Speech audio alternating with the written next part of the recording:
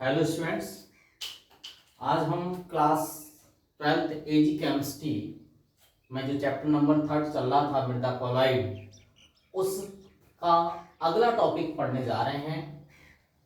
कल हमने ह्यूमस पढ़ लिया, यानी जो कार्बनिक मृदा क्लोराइड है उसको पढ़ लिया था, और उससे पहले हमने अकार्बनिक मृदा जो हमारी सिलिकेट मृतिका थी उसको पढ़ लिया था। तो इन सब में यानी जो कार्बनिक और अकार्बनिक मृदा क्लोराइड है, इनमें अंतर क्या है, इनमें डिफरेंस क्या है, वो हमें समझनी है। ठीक है, देखिए पहले मैंने अकार्बनिक मृदा क्लोराइड्स को लिखा है, ठीक है, उसके बाद कार्बनिक मृदा क्लोराइड को लिखा है। समझ रहे, पहला पॉइंट आता है, ध्यान से समझेंगे। देखो इसमें अकार्बनिक में हमने शुरू से ही पढ़ा था, ये क्लासिफिकेशन जो दिखाया था मैंने, क्लासिफिकेशन जब करवाया था हमने और समझा था, तो इस क्लासिफिकेशन में भी हमने दो प्रकार से किया था। जो मृदा क्लोराइड्स थे उनका क्लासिफिकेशन जो किया था हमने, वर्गीकरण जो किया था, वो भी दो प्रकार से किया था, है ना। पहले कौन से थे, अकार्बनिक, दूसरे कौन से थे, कार्बनिक। ठीक है, अब कार्बनिक में क्या आए थे, आपको पता है कि भाई सिलिकेट मृतिका एवं आयरन एवं एल्युमिनियम ऑक्साइड आए, और इसमें क्या आया था, ह्यूमस। यानी जो कार्बनिक मृदा क्लोराइड है उसमें ह्यूमस होता है, और जबकि इस श्रेणी में कौन कौन आते हैं, सिलिकेट मृतिका, आयरन एवं एल्युमिनियम ऑक्साइड आते हैं। ठीक है, ये हो गए। नेक्स्ट जो हमारा अंतर लिखा है कि इसकी जो संरचना है, अर्थात जो सिलिकेट मृतिका है और ये आयरन एल्युमिनियम ये सब हैं ऑक्साइड, इनमें स्ट्रक्चर में कौन कौन से तत्व होंगे। ठीक है, तो वो तत्व कौन से होंगे, देखो SI होगा, एल्यूमिनियम होगा, Fe होगा और ऑक्सीजन, यानी इतने प्रकार के तत्वों से ये अकार्बनिक मृदा क्लोराइड बनते हैं। यानी इनकी संरचना में ये तत्व पाए जाते हैं। कौन कौन से तत्व पाए जाते हैं, सिलिका, Si, सॉरी सिलिकॉन है ना, सिलिकॉन, ठीक है, सिलिका नहीं सिलिकॉन, ठीक है, Si, एल्यूमिनियम, आयरन, ऑक्सीजन। ठीक है, इधर आइए, क्योंकि ये कार्बनिक है, और मैंने आपको बताया था कि जो हमारे कार्बनिक यौगिक हैं वो ज्यादातर किससे मिलकर बने हैं, कार्बन, हाइड्रोजन, ऑक्सीजन। ठीक है, तो इन तत्वों से मिलकर इस ह्यूमस का या कार्बनिक मृदा क्लोराइड का क्या होता है, निर्माण होता है। नेक्स्ट अगला अंतर आ रहा है, थर्ड अंतर। ठीक है, तीसरा अंतर क्या है, ये खनिज पदार्थ होते हैं। कौन से होते हैं, खनिज, यानी खनिज का मतलब इनऑर्गेनिक मैटर होते हैं। क्या होते हैं, इनऑर्गेनिक मैटर, अकार्बनिक भी हम कह सकते हैं, जो ऊपर लिखा हुआ है। ठीक है, और कहने का मतलब है कि ये हम प्राकृतिक स्रोत से खनन के द्वारा इनको हम मृदा में पा सकते हैं।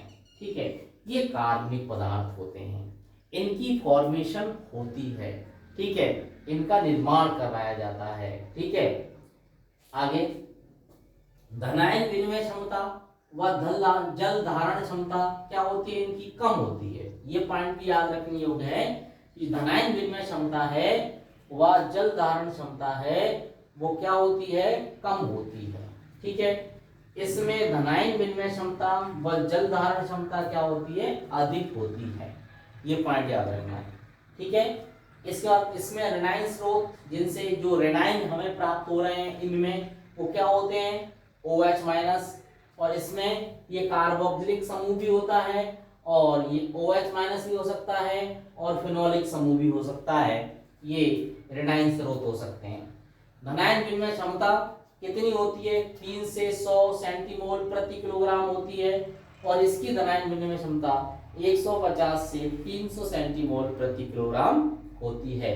तो इस तरीके से हमने ये अंतर किए, इनका स्क्रीनशॉट लेकर के आप अच्छे से फेयर कॉपी में मेंशन कर सकते हैं। मैंने ब्लैक बोर्ड पर अच्छे से लिखा है। अब हम आगे पढ़ने जा रहे हैं, ह्यूमस का मृदा में महत्व क्या है, इंपॉर्टेंस क्या है। ठीक है, वो अगला पॉइंट हम पढ़ने जा रहे हैं। आगे समझते हैं कार्बनिक क्लोराइड्स का मृदा में महत्व क्या है। ठीक है, देखो ह्यूमस कार्बनिक यौगिक है, और आप जानते हैं, बहुत पहले से पढ़ा है कि जो हमारे कार्बनिक पदार्थ होते हैं वही हमारी मृदा की गुणवत्ता में सुधार लाते हैं। इनका काम मृदा की गुणवत्ता में सुधार ही लाना होता है, मृदा के गुणों में वृद्धि करना होता है। जैसे मैंने आपको लिखा कि इसका मृदा के गुणों व उर्वरता में महत्वपूर्ण स्थान है, यानी मृदा की जो उर्वरक क्षमता है उसमें भी वृद्धि होगी और मृदा के अच्छे गुणों में भी वृद्धि होगी। और अब इसके इंपोर्टेंस को हम निम्न बिंदुओं के आधार पर स्पष्ट कर सकते हैं। पहला बिंदु है हमारा मृदा संरचना। कौन सा बिंदु हमारा? मृदा संरचना, ठीक है, यानी जो सॉइल स्ट्रक्चर है, ठीक है। इससे मृदा की संरचना में जो अगर ह्यूमस डाल दिया जाए मृदा में तो उसकी संरचना में सुधार होता है, ठीक है। सुधार कैसे होता है कि अगर भाई हमारी रेतीली या बालू वाली जो मृदा है उस मृदा में अगर ह्यूमस डाल दिया जाएगा तो ह्यूमस का काम क्या है कि कणों को खुद भी आपस में इसके कण जुड़े हुए रहते हैं और ये अन्य मृदा के कणों को भी अपने साथ बांधता है, यानी मृदा के कणों के बीच अगर ये उपस्थित हो जाए तो ये मृदा के कणों को आपस में क्या करेगा? बांधेगा।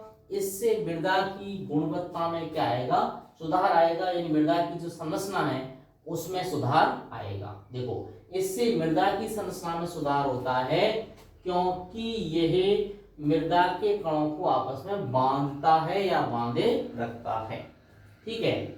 अब हम बात करते हैं मृदा ताप, सॉइल का टेम्परेचर। देखो, ह्यूमस के बारे में बताया था मैंने कि ह्यूमस किस रंग का होता है? काले रंग का होता है, ठीक है। अब आप जानते हैं कि काला रंग सूर्य के विकिरणों का अच्छा अवशोषक होता है, यानी उस पर अगर विकिरण गिरे, सूर्य की जो गर्मी आए तो उसको ज्यादा मात्रा में क्या करेगा? वो अवशोषित कर लेगा, ठीक है। तो आप समझ रहे हैं ह्यूमस भी यही करेगा। तो ह्यूमस से मृदा के ताप में क्या होती है? वृद्धि होती है। ये चीज याद रखनी है, मृदा के ताप में क्या होगी? वृद्धि होगी। क्यों होगी? क्योंकि ये काले रंग का होने के कारण सूर्य की गर्मी को अवशोषित करता है, ठीक है। ये पॉइंट आप समझ गए होंगे। अब बात आती है जल धारण क्षमता। ये मृदा की जल धारण क्षमता को बढ़ाता है और इस कारण पौधों को अधिक मात्रा में जल उपलब्ध हो जाता है। अब हम अगला पॉइंट को पढ़ते हैं, सुघट्यता एवं सहसंजन। तो ये सुघट्यता एवं सहसंजन गुणों में क्या लाता है? कमी लाता है। अब हम इसके अगले गुण पढ़ने जा रहे हैं। अगले गुण हम पढ़ेंगे इसके नेक्स्ट कौन कौन से गुण हैं जो बच जाते हैं उनको अब हम आगे पढ़ते हैं।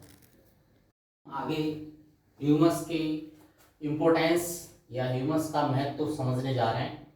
देखो, इससे अगला जो पॉइंट आ रहा है धनायन विनिमय क्षमता, यानी धनायन विनिमय क्षमता जो होती है वो हमारे ह्यूमस की 150 से 300 सेंटीमोल प्रति किलोग्राम होती है, ठीक है। अर्थात यहाँ धनायन विनिमय ज्यादा होता है, तो मृदा में भी धनायन विनिमय क्षमता में वृद्धि होगी और ह्यूमस धनायनों का भंडार है एवं उनका निक्षालन रोकता है, यानी ह्यूमस में खूब सारे धनायन पाए जाएंगे और वो धनायनों के निक्षालन को रोकता है, यानी जमीन में नीचे जाने से उनको रोकता है। पानी के साथ बहकर मृदा की ऊपरी परत से वो नीचे ना जाए, ऐसा ह्यूमस करता है। अगला है उभय प्रतिरोधन क्षमता। इसको हम थोड़ा अच्छे से समझेंगे, आखिर उभय प्रतिरोधन है क्या? उभय प्रतिरोधन किसे कहते हैं? देखो, ये है, देखो इससे पहले हम समझेंगे उभय प्रतिरोधी विलयन होते हैं कुछ, उभय प्रतिरोधी विलयन होते हैं जिनको इंग्लिश में हम बफर सॉल्यूशन कहते हैं। क्या कहते हैं? बफर सॉल्यूशन, ठीक है।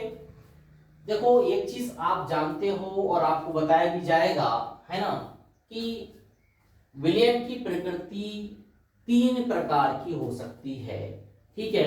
कैसी? अम्लीय प्रकृति हो सकती है, दूसरी क्षारीय हो सकती है, तीसरी उदासीन हो सकती है, ठीक है। अम्लीय के लिए आप जानते हैं कि उसमें कौन ज्यादा होंगे?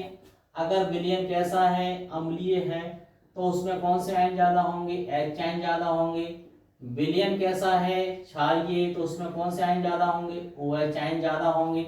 और विलयन अगर उदासीन है, कैसा है उदासीन, तो उसमें H आयन और OH आयन की सांद्रताएं दोनों की क्या होंगी, बराबर होंगी। ठीक है, अब ध्यान से समझना है।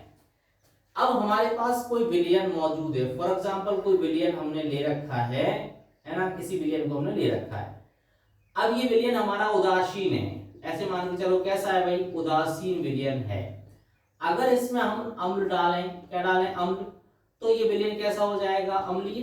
कैसा हो जाएगा अम्ल डालने पर, अम्लीय। क्यों, क्योंकि H आयन की सांद्रता में, H आयन की जो कंसंट्रेशन होती है सांद्रता, उसमें क्या हो जाएगी, वृद्धि हो जाएगी, इसलिए पूरा विलयन कैसा हो जाएगा, अम्लीय हो जाएगा।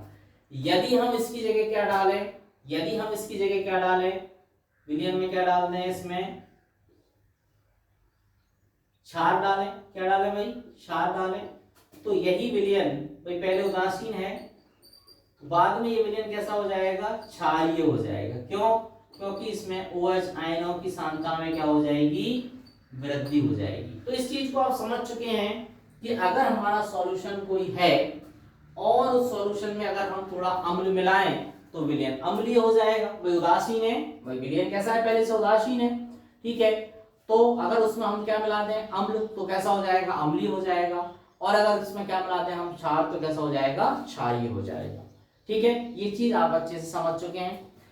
अब बात ये आती है कि आखिर उभय प्रतिरोधी विलयन कैसे होते हैं। तो एक चीज खूब समझ में आ गई कि अम्ल मिलाया तो अम्लीय हुआ विलयन, क्षार मिलाया तो क्षारीय हुआ विलयन। ठीक है, और आप समझते हैं कि पीएच, ठीक है, अम्ल का पीएच मान 7 से कम अम्लीय विलयन का, और क्षारीय का 7 से अधिक होता है, और उदासीन का क्या होता है, 7 होता है। ठीक है, तो अगर उदासीन विलयन है, पीएच मान 7 है, अम्ल डालेंगे तो 7 से क्या हो जाएगा, कम हो जाएगा। अगर उसी में हम क्या डालेंगे, क्षार, तो पीएच मान 7 से अधिक हो जाएगा। यानी उस उदासीन विलयन की पीएच में परिवर्तन आ रहा है। कब आ रहा है, जब हम उसमें अम्ल डाल रहे हैं या क्षार डाल रहे हैं, तब उसकी पीएच चेंज हो रही है, पीएच परिवर्तित हो रही है। ठीक है, अब हम आते हैं बफर विलयन की ओर। क्या होते हैं, तो ये ऐसे विलयन होते हैं जिनकी पीएच आरक्षित रहती है। कैसी रहती है, आरक्षित रहती है। आरक्षित का मतलब कि अम्ल मिलाएं या क्षार मिलाएं, पीएच पर कोई प्रभाव नहीं पड़ता, पीएच पर कोई प्रभाव नहीं होता। मेरी बात समझ में आई। अभी हमने क्या बताया कि विलयन में अगर हमने क्या डाला है, थोड़ा सा भी अम्ल डाला है तो विलयन अम्लीय हो गया, क्षार डाला कैसा हो गया, क्षारीय, यानी पीएच बदल रही थी।